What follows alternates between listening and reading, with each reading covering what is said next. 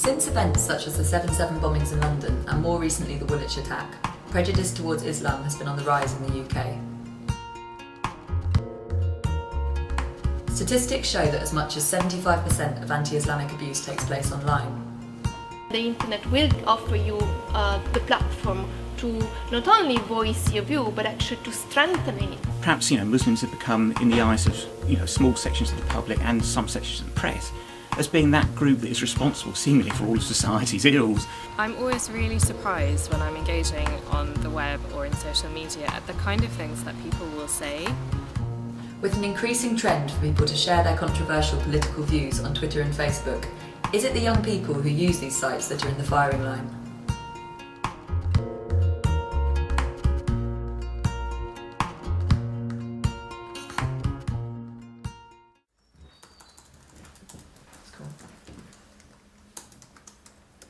My name's Ahmed Ali and I'm 22 years old.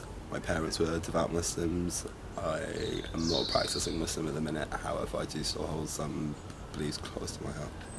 I was on Facebook, just browsing through, and I came across a post from an acquaintance of mine. I would say they were close friends.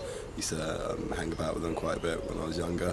And the comments were a tad disturbing. I didn't really want to get involved, have a rant in the morning, so I was just like, it's a tad too early for this, and left it for that. And then a few hours later, got another comment on it, and he just went into rants about people need to leave the country, this, that, the other, not your family, you're alright, but others don't. And I was like, really, what is the difference? How did it make you feel? Irritated, slightly upset. Do you think it's easier for people to be hateful and kind of have opinions on Facebook and Twitter and things? I do believe that's the case, that people find it much easier to sort of insult people or ridicule them because there's that blanket, the protection of the internet. They're not doing it in front of somebody, so it takes a bigger person to go and say your views or your perspectives or your beliefs to somebody, to their face.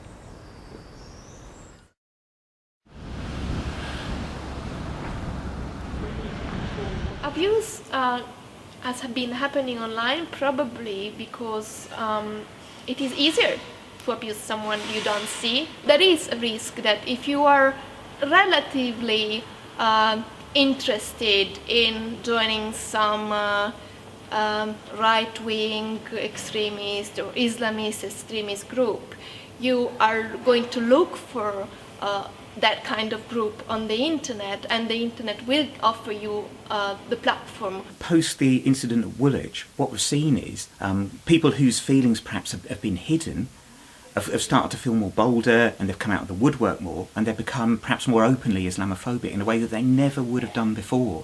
There was something about that incident, I think it was probably because of it was the targeting of a soldier that has really triggered a backlash. And it's meant that, for example, Tommy Robinson, the leader of the English Defence League, his Twitter followers have doubled in a matter of weeks. And what our research that we're undertaking at the moment in Leicester is showing is that younger Muslims especially seem to be prone to this sort of online abuse. Young people feel especially hurt by that. Surprisingly so, perhaps more so sometimes than the sort of face-to-face abuse that they get. One of the negative sides of social media for all people, but including young Muslims, is that engagement becomes very difficult in 140 characters, and people's ideas get shortened, which means they sound more abrupt, and it's much easier to have misunderstanding. Following his interview, Ahmed got in contact with the man who had offended him on Facebook and asked if he would tell us his side of the story. He agreed to meet us in Clissold Park 3 weeks later, but never showed up. All right, Ruby, so what's going on? Where are we today? What's happened? Yeah, we're waiting around for Josh to show up. It's been about 4 hours we've been here now, and Okay. he's a no-show. And that cloak of anonymity is very dangerous because it gives a vehicle for people to put ideas into the world, and there is really no distinction between offline and online when it comes to spreading ideas. They put these ideas of hatred out there, which then collect momentum